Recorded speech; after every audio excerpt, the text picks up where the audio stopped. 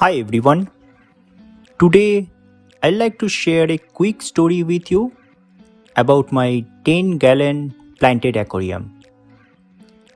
Even though the story has a happy ending, but it's about how I almost killed all my fishes in my 10-gallon planted aquarium.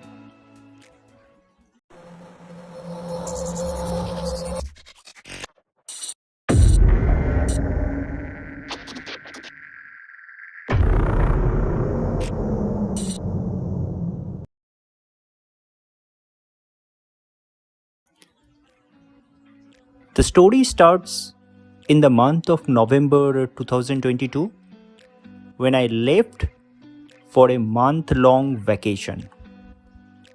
In my absence, a friend of mine will visit my place once in 2 weeks just to top up my aquariums with water.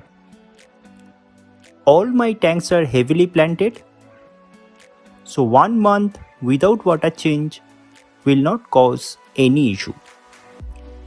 For feeding, I placed auto feeders in my tanks.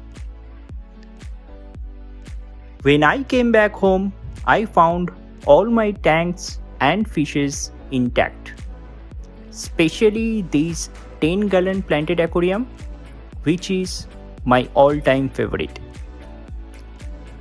But to my surprise, when I checked the auto feeder, I found out that I forgot to keep a gap for the fish food to drop into the tank.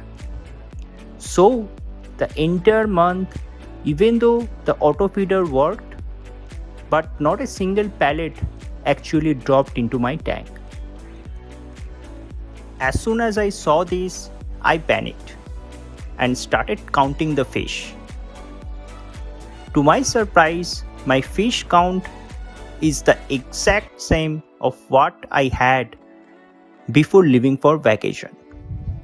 I didn't lose a single fish in spite of literally no feeding over a month.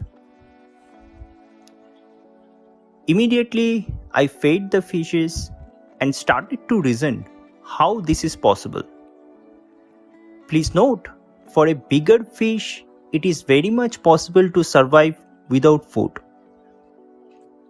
Normally, a big fish has a better chance to survive a month without food.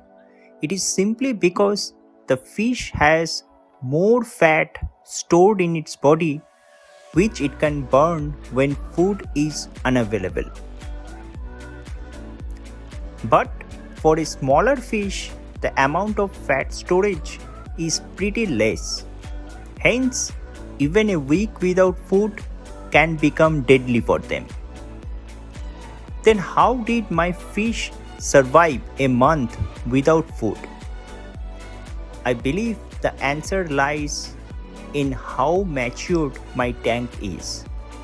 It's been set up for about 11 months, and with maturity, lot of critters and creatures start to live in this system.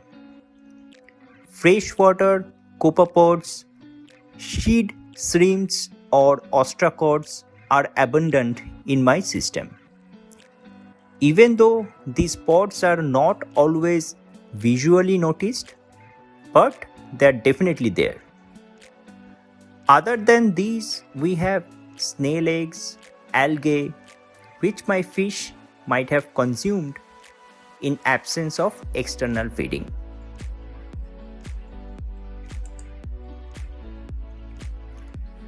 This is why I always advocate having a planted ecosystem rather than just a fish tank.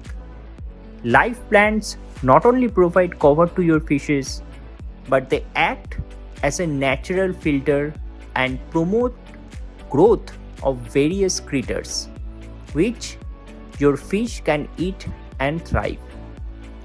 Even though this can neither replace proper care for your fish, nor you can solely rely on your environment to feed your fish.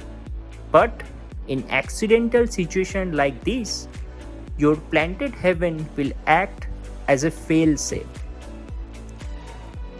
After a month without maintenance, now it's time to fix the fish tank.